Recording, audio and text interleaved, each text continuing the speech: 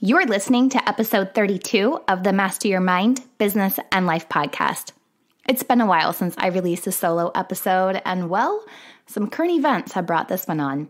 I decided that with the last episode of March to give you guys a breakdown on some business changes, life changes, and of course, some lessons I've learned that I think you should know too. Before I drop the 411 and share exactly what happened, let's go over the review of the week. This week's reviewer is a name that you may recognize from our episode a few weeks ago. It's from Felicia Bender. Felicia writes, "It was such a privilege to speak to Lauren on this podcast. She is so dynamic and giving, doing such great work and providing listeners with great information across the board with such variety and depth of her interviews. Thank you, Lauren. Looking forward to more." I swear Felicia is the best. Our conversation on numerology has been one of the top episodes on the podcast so far. And the crazy thing is, something in my numerology report has already come true, that I would face a legal matter this year. I guess to find out what I'm talking about, you gotta tune in, turn it up, and let's go. You're listening to Master Your Mind, Business and Life. Conversations with everyday world shifters, truth seekers, and rule breakers. Here's your host, Lauren Smith. Hey everyone, it's Lauren Smith. Welcome back to another episode. There's no guest today. You get little old me all to yourself. I will say that solo episodes make me a little bit nervous. I've been practicing a skill with this podcast, and that's listening. For nearly 8 months now, I've conversed with countless guests, listening and learning their stories, understanding their missions and passions, all while taking away key pieces of information from each conversation. These little puzzle pieces of knowledge help piece together a better, more whole part of me. And I hope they're helping you grow too. I know I've expressed on another episode that I've been doing a lot of work in the background that many don't see. Here's what I've learned about myself in this whole process. I am human optimization obsessed. I love understanding what makes a person tick, why we operate the way we do. Really, I love understanding the language of the mind. Of course, I also love business. I'm in my 8th year of entrepreneur life, and meeting with other business badasses helps me visualize myself at my highest potential while serving my higher purpose. Blending the two together has been life-changing for me. There's one thing that comes up on almost every single podcast call, either before or after we're finished recording, that you, the listener, doesn't always hear. It's typically asked, "So, Lauren, what else are you doing right now?" And that's usually when the crickets start chirping, you can hear a pin drop, and I get all up in my head like, "Yeah, Lauren, what else are you doing right now?" Well, a lot and nothing, all in the same breath. When I say nothing, I mean I haven't been working with a lot of clients one-on-one. I still have my clients that I work with monthly. I mean, I do have bills to pay. But mainly I've been working on my website, new offerings, and above all, working on my own personal development. I've been trying to figure out my next steps in business for quite some time. I know I want to help others grow, heal, step into their power, awaken their potential, and unleash their purpose. But the big picture has been lost on me. And while I can sit here and tell you that I've been trying to make good sense of it all, I think the truth of the matter is I still have limiting beliefs about my purpose. Those fears of not being good enough or not being able to serve as well as someone else serves. Well, it's kind of prevented me from stepping into it fully. Now, it's important to note, and I will always tell you this, I practice what I preach, and I preach what I need to practice. With that being said, I knew I needed to honor purpose over perfect when it comes to my business offerings. When you go to my website, laurensmithbiz.com, you will see a few new things. The first is a mentorship tab. My mentorship program is a one-on-one private coaching program designed to help you work through life's blocks. The mentorship program is an application-based program, and I work with individuals in 6-month blocks. This is a highly transformational program, and because we'll be working on a one-on-one capacity for a long period of time, I'm being very selective about the individuals that I work with. I have to make sure that our energies vibe together, but more importantly, I want to make sure that those who sign up for this are not simply interested in transforming their life or business, but they're committed to it. The second is an Academy tab. Now, this will be continuously changing and growing, but if you go there, you will see 3 categories: master your mind, master your business, and of course, master your life. Each category will house various digital courses, group programs, workbooks, and more. I do have a few offerings up there now, but there will be more released over the next couple of weeks and months. Under the Master Your Life category, you will see my new, soon-to-be offering called the Masterclass. Think of these masterclasses as an extension of the podcast. I'm inviting back some of your favorite podcast guests for a longer, more in-depth conversation with them. The best part about masterclasses is that they will be live. This gives you a chance to join the conversation, jump in, engage, ask questions, and really get to know our expert and the topic better. The third thing, which I didn't really want to talk about, but a few of you stay lurking on my website. You called me out on this change, Dan. Well, there's no going back now. The third change that you'll see relates to my book, and this, my friends, is where a few big lessons come into play. In 2018, I released my book, Mind Love, Bite-Sized Thought Nuggets to Fuel Your Life. I had been writing my little Mind Love nuggets for a few years, and the book was a compilation of all of my favorites. I never expected the book to sell as well as it did, nor did I ever dream that my words would resonate with people the way they have. When I set out to create this book, I didn't even plan to make a profit off of it. I wanted to release something positive into the universe because there had been too much negative energy going on. Naming the book was pretty easy. I had been calling my writings the same thing for nearly 3 years. Every morning, I'd get up and I would write the term mind love in my notebook and then jot down 5 things that range from gratitude, affirmations, and other nuggets that I needed to embrace for the day. In May of 2018, I went to publish the book and did my due diligence to make sure that I was not violating another author. There were no books out with that name, and I even checked to make sure that there was no trademark on the term. You might be wondering why I checked the trademark. Well, one of my previous clients, Kim West, the Sleep Lady, has a trademark on the terms, the Sleep Lady.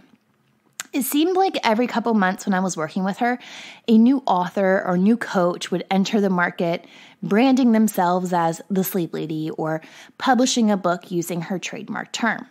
So knowing this, I checked the trademark for Mind Love, and I happily saw that there wasn't one. I continued on with my publication, and the rest is history. That was until about 2 weeks ago when I received my very first cease and desist letter.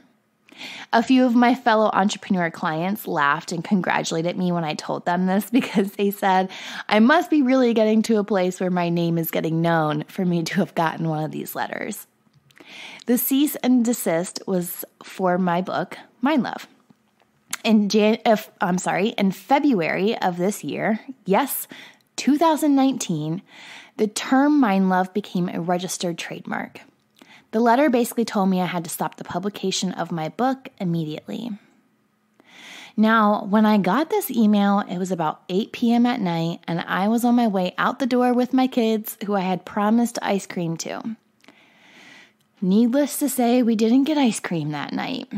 I felt that deep, sickening gut feeling just hit me to my core when I read it, and I started to feel a panic attack arise. All I kept thinking over and over again was, but this book has helped so many people. It's helped me. It's a book of healing, growth, and inspiration. How can I unpublish that and be okay? So I decided to just come to my room, whip out my computer, and started typing emails furiously. I sent an email to one of my mentors, Mac Monroe, first. Mac was on this podcast at the very beginning of its launch, and guess what? He'll be back again in a few weeks. But when I forwarded Mac the email, I asked for his guidance and asked if he could put me in touch with someone who may know what the heck I do next. Then I fired off a couple emails to lawyers. I can't say I'm a huge fan of lawyers, not the people themselves, but it just makes me very anxious and unnerving to have to deal with anything law related, mostly because it's not an area I know enough about. Therefore, I kind of walk in feeling a little blind to the process, right? So I send them the emails. It was late at night, and I knew I probably wouldn't get a response back, but I'm telling you, my mind would not shut up. I think, I had all but 3 hours of uninterrupted sleep that night. I just really could not calm my mind.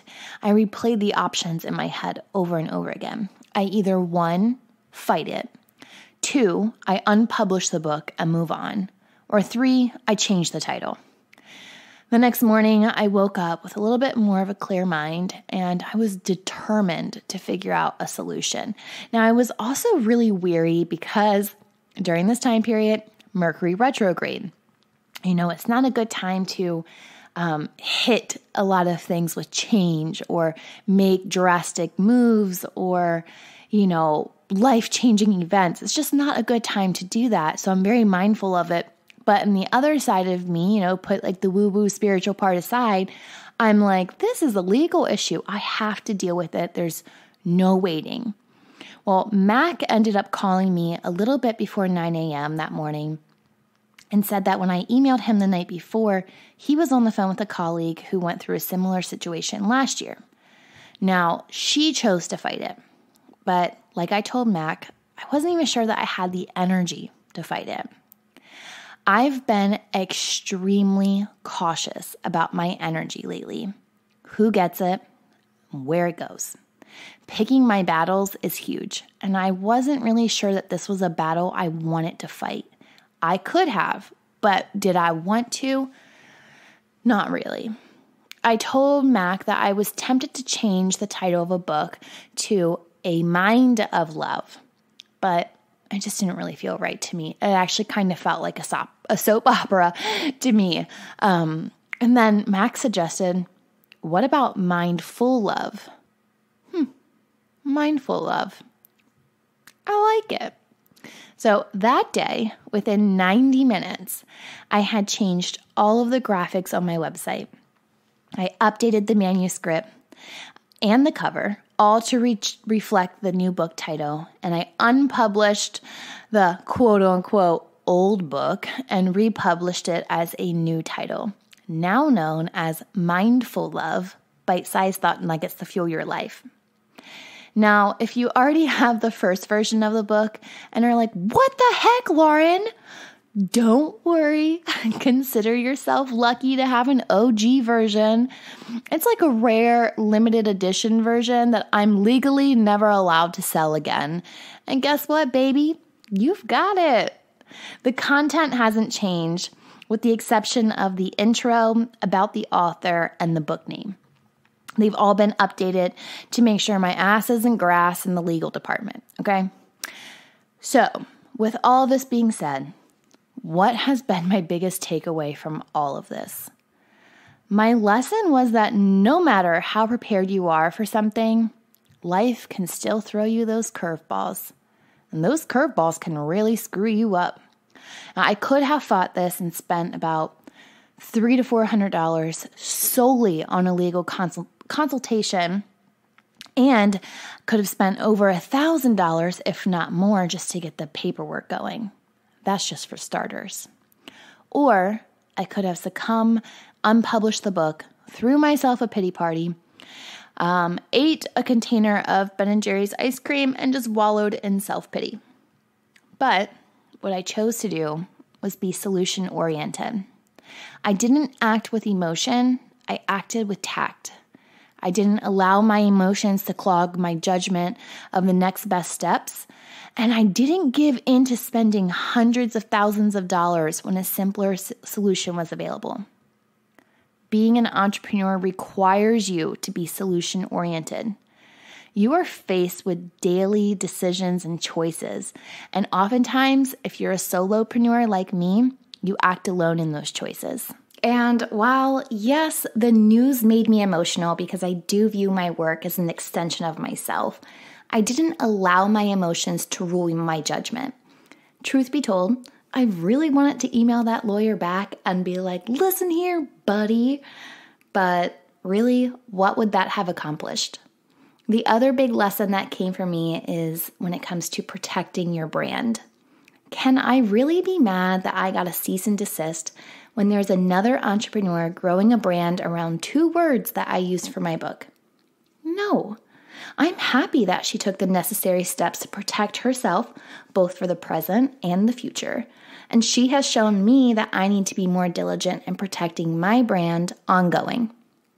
I'm going to invite a brand protection expert onto the podcast to help us all navigate these murky waters together, but I'll let you know when I've secured that guest. Another update many of you have been wondering about is the retreat. The Aligned retreat, in my mind, will still happen, but there have been a few things that have come up in my life as well as Sheril's life that have taken reign when it comes to our attention. We will loop back around to the retreat soon with an update, I promise. Sometimes we just have to go with the flow. Just like the tide, life is sometimes calm and soothing, other times fierce and damaging. But for the most part, it's always beautiful, full of excitement, peace, and of course, unknowns. If you're listening to this episode today and you've been holding back on doing something that you know you need to do for whatever reason, honor yourself and choose purpose over perfect. Launch that website, build that business, get those headshots updated. Stop waiting for the perfect time, the perfect body, the perfect whatever. The time is now. Step into your purpose and the rest will follow. Next week, we're talking about intentional communication and why it's so important in families and relationships. Between now and then, I would love it if you shared this episode with a friend, subscribe on iTunes or your favorite podcast app, or even leave a review. I appreciate each and every one of you for tuning in and turning up each and every single week. You help me be reminded on the regular just how dang blessed I am. I'll see you back here next week, and until then, remember, every level of life is an opportunity to grow. Be well, my friend.